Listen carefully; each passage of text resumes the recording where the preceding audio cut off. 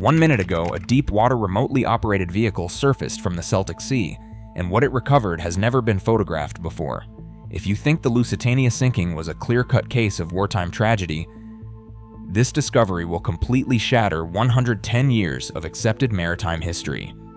Right now, while you are watching this video, the remotely operated vehicle's data is being analyzed by a forensics team that specializes in wreck anomalies.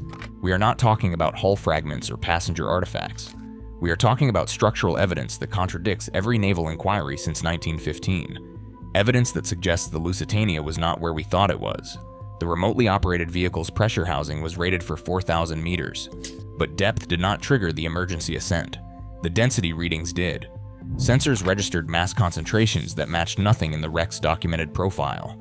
The object did not behave like a ship's hull or sediment buildup. It did not fit a single classification from 47 previous surveys of the site. But when salvage engineers rushed the sonar arrays to a neutral lab, what they found raised questions no maritime historian was prepared to answer. It was not cargo. It was not torpedo debris. It was not any artifact they had ever mapped at 93 meters off the old head of Kinsale. The signature suggests the wreck might have been displaced after impact. And if that is true, everything we have been teaching about the sinking might be based on the wrong site. May 7, 1915. The RMS Lusitania, en route from New York to Liverpool, was struck by a single torpedo from German U-boat U-20 at 2:10 p.m. The ship sank in 18 minutes. 1,198 passengers and crew died. The coordinates were recorded. The wreck was located decades later at 51 degrees 25 minutes north, 8 degrees 33 minutes west, resting at 93 meters below the surface. For over a century, that location has been treated as fact. Dive teams have filmed the debris field. Researchers have mapped the boilers. Salvage operations have recovered telegraphs, portholes, and personal effects. The site is protected under Irish law. No ambiguity, no mystery. The story was settled until March 2025, when a multinational deepwater survey mission contracted by the University of Southampton deployed an autonomous ROV to create a high-resolution, three-dimensional model of known Celtic Sea wrecks. The Lusitania site was on the list, a routine documentation run, standard procedure, but the sonar return from the documented coordinates did not match the archived profile. The ROV descended past the thermocline at 200 meters. Its forward-looking sonar was calibrated for wreck documentation, designed to map debris, scatter patterns, and structural degradation. The operating depth was shallow for this class of vehicle. The Lusitania site should have been a textbook scan. At 93 meters, the sonar pinged, but the return was not clean. The density signature was wrong, too concentrated, too uniform. The ROV operator flagged it immediately. Possible data corruption, possible equipment malfunction. He ran a calibration check. The system reported nominal. He ran it again. Same result. For those who know wreck acoustics, the message was an anomaly. Something at the documented Lusitania coordinates was producing a sonar profile that did not match any previous survey, and that meant one of two things. Either every survey team since the 1960s had been scanning the wrong object or something had changed. The mission director ordered visual confirmation. The ROV deployed its high-definition cameras. Floodlights cut through the murk at 93 meters. Visibility was poor, standard for the Celtic Sea. Suspended sediment turned the water into a gray haze, but the shape that emerged in the frame was not the Lusitania's boilers. It was a debris field. Scattered, chaotic, recently disturbed, hull plating, crushed steel beams, fragmented superstructure, all arranged in a pattern that suggested catastrophic displacement. Not the settled, coral-encrusted wreck site documented in every previous dive. This looked fresh, torn, as if the ship had been moved and dropped again. The ROV swept the perimeter, standard protocol, to document the full extent of the disturbance. But as the vehicle crossed the outer edge of the debris scatter, the sonar pinged again. This time, the return came from 3,800 meters down.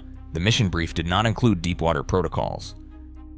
The ROV was equipped for shallow coastal surveys, not abyssal zone operations. But the pressure housing was rated for 4,000 meters. Technically feasible, operationally unplanned. The mission director made the call: descend and identify the source. At 0407, the ROV began its drop into the Celtic Deep, a trench system rarely explored due to its depth and the complexity of navigating subsea currents. The descent rate was controlled, 50 meters per minute. The sonar remained locked on the anomaly, 1,000 meters. The water temperature dropped to 4 degrees Celsius. The pressure gauge climbed past 100 atmospheres. The vehicle's hull creaked but held. 2,000 meters. Total darkness. The floodlights were the only illumination for 200 meters in any direction. The sonar showed the anomaly directly below. Still dense, still compact.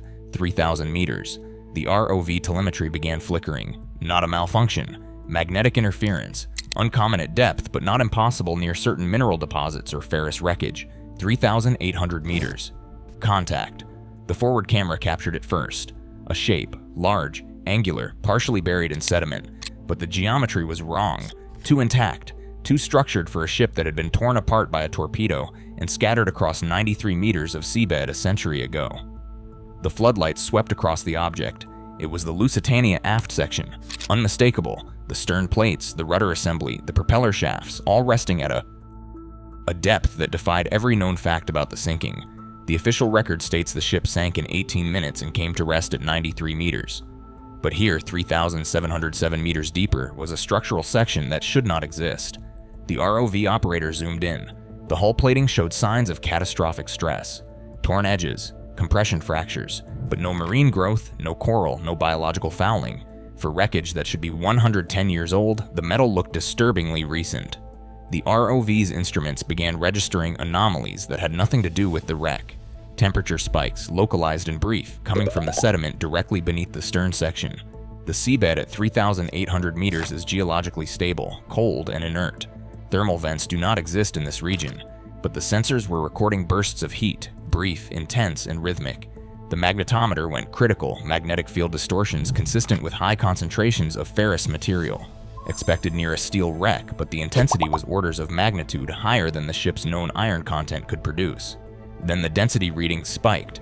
The sonar detected a void, not beneath the wreck, inside it. A hollow space within the stern section's interior compartments. But the Lusitania's aft holds were documented as flooded and collapsed. There should not be any intact voids. The mission director ordered a closer approach. The ROV maneuvered to within 10 meters of the hull breach. The camera adjusted focus, and then the hull moved. Not a shift from currents, not sediment settling, a deliberate mechanical displacement as if something inside the wreck had applied pressure from within. The mission director aborted the dive. The ROV began its ascent. Emergency protocol. No data retrieval, no final sweep. Just get the vehicle to the surface before whatever was happening at depth compromised the mission. The ascent took 74 minutes. The entire time, the sonar tracked the anomaly below, and for 74 minutes the stern section's position did not change. But the void inside it grew larger. The ROV surfaced. The data module was pulled immediately and transferred to a shielded analysis bay. Saltwater protocol, electromagnetic isolation, chain of custody for all digital files. The lead marine archaeologist arrived. She had spent 15 years studying the Lusitania. She had published 3 papers on the wreck's structural decomposition. She knew the site better than anyone living. She opened the sonar file. Her first words recorded in the mission log were, "This cannot be the same wreck." The density profile did not match any of her models. The structural integrity was wrong. The sediment displacement patterns suggested the stern had been moved, not by natural forces, but by something with directionality. Intent. A consulting metallurgist was brought in to analyze the close-up imagery of the hull plating. He ran a corrosion assessment based on the visible surface characteristics. His analysis concluded the metal showed signs of stress consistent with recent mechanical trauma, not century-old degradation. The thermal data was sent to a geophysicist specializing in deep-sea heat flow. Her report noted the temperature bursts were inconsistent with any known geological or biological process. The pattern was too regular, too controlled. But the detail that fractured every assumption came from the magnetometer log. A naval engineer reviewed the magnetic field data and cross-referenced it with the Lusitania's known iron and steel tonnage. His conclusion was unambiguous. The magnetic signature at 3,800 meters exceeds the ship's total ferrous content by a factor of 4. That meant one of two things. Either the Lusitania was carrying undocumented cargo with extreme magnetic properties, or something else was down there. For 110 years, the Lusitania's sinking has been taught as a singular event. One torpedo, one ship, one location. But if the stern section is at 3,800 meters and the documented wreck at 93 meters is only partial wreckage, then the ship didn't sink the way we thought. It broke apart. And part of it fell into a trench that wasn't supposed to be there. The Celtic Sea's bathymetry has been mapped extensively. There are no recorded trenches deeper than 200 meters in the region where the Lusitania went down. but the sonar data from the ROV suggests a previously uncharted void extending to abyssal depths. A geological survey team has been cleared to return to the site. Their mission is to confirm the trench exists, map its extent, and determine whether the Lusitania's stern fell or was pulled. Because the void inside the wreck isn't empty, and whatever is generating that magnetic signature wasn't built in 1915,